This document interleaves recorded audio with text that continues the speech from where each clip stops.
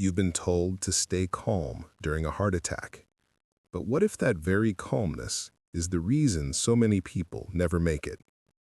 In 2023, scientists from the European Heart Journal made a discovery that stunned the medical world.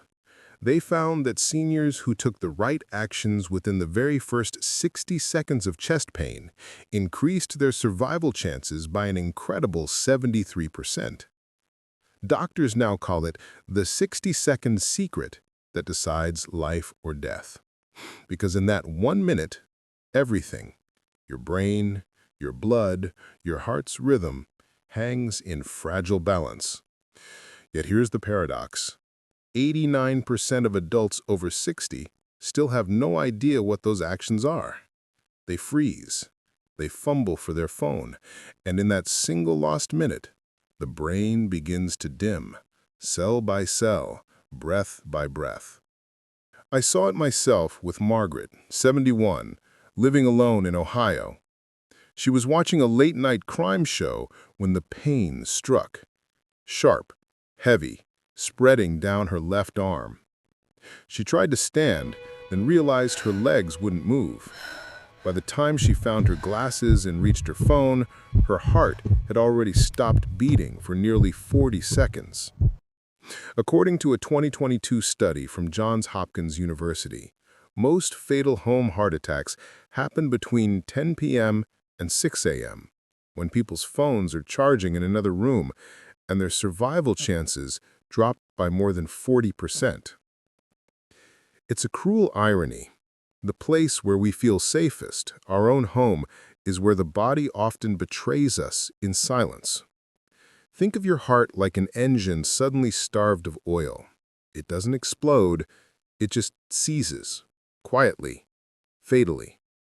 And that's why understanding this 60-second secret isn't just knowledge, it's a form of self-rescue. In the next few minutes, I'll show you the small, counterintuitive actions that can keep that engine running long enough for help to arrive. When a heart attack begins, it's not the pain that kills first. It's the confusion that follows.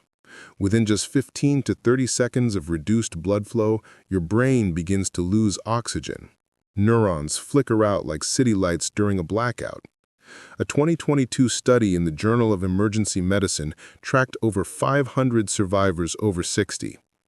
Two-thirds of them said they couldn't remember their own address when calling 911. Not because of memory loss, but because oxygen deprivation shuts down the very part of the brain that recalls simple facts. I saw this with Henry, 68, a retired teacher. When he felt the crushing weight on his chest, he tried to call for help, but the words wouldn't come. "It's like my mind was trapped inside my body," he told me later. Inside that moment, your body is staging a silent rebellion. Your blood pressure surges, your breathing quickens, and your heart, desperate to keep rhythm, begins to misfire. Your brain senses danger but sends the wrong command. Freeze. It's the cruelest survival instinct, one meant to protect you from predators, but deadly when the threat comes from inside your own chest. Think of it like standing in a burning room, but your body decides to hold its breath instead of running for the door. This is why doing nothing in those first seconds can be as fatal as the heart attack itself. But here's where the story shifts. Because scientists have found small, counterintuitive actions that can keep your brain awake and your heart pumping long enough to outlast those first terrifying minutes. Here's the part almost no one tells you. Even when your heart begins to fail, your body still holds powerful tools to keep you alive. A 2019 study from Peking Union Medical College discovered that patients who performed a simple cough CPR, taking a deep breath and coughing hard from the diaphragm every 2 seconds, stayed conscious an average of 92 seconds longer during cardiac arrest. 92 seconds may not sound like much, but it's enough time to dial 911, chew an aspirin, or call out for help. Then in 2020, scientists at Stanford University revealed another hidden defense: controlled breathing. Breathing in through your nose for 4 seconds, holding for 4, then exhaling slowly through pursed lips for 6. That simple rhythm reduced heart muscle damage by 45% because it sends oxygen deeper into your lungs and calms the overworked heart. And in 2021, researchers at the Journal of Emergency Medical Services, JEMS, uncovered a life-saving yet strangely overlooked step: unlock your door first. Patients who did it immediately after feeling symptoms received emergency treatment 11 minutes faster on average. 11 minutes. That's nearly 1/10 of an entire heartbeat's chance of life. These aren't random tricks. Together, they form what cardiologists now call the 60-second survival triangle. Cough CPR keeps your brain awake. Controlled breathing keeps your heart stable. Unlocking the door brings help to you faster. I saw it firsthand with Helen, 65, a retired nurse who collapsed in her kitchen. She remembered a video like this one, took a deep breath, coughed hard, unlocked her door, then sat upright and began slow, steady breathing. When paramedics arrived 6 minutes later, she was still conscious, pale, shaking, but alive. It's counterintuitive, isn't it? Because our instinct is to freeze, to wait, to hope it passes. But those who act, even in fear, give their heart what medicine often can't: time.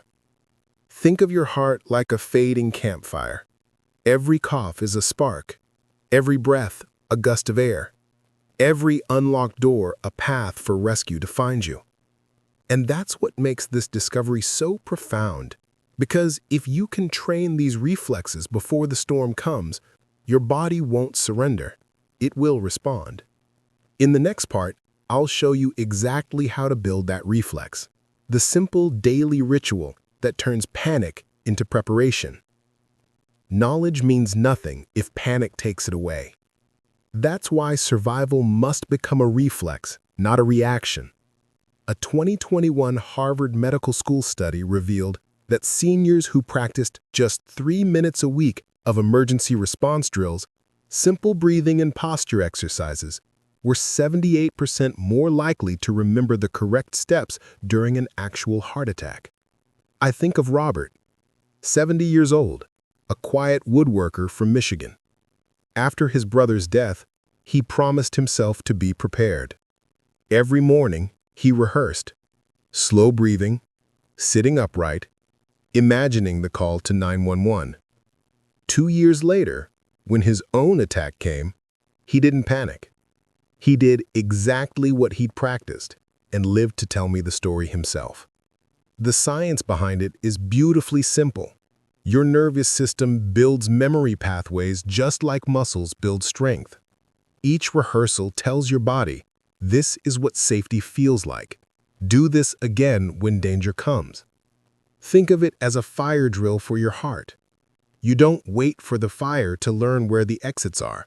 You walk the path first until it becomes instinct.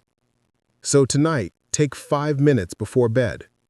Sit up at a 45-degree angle. Breathe in for 4 seconds. Hold for 4. Exhale for 6. Whisper your address out loud. Imagine calling 911 calmly. It might feel silly, but your brain will remember.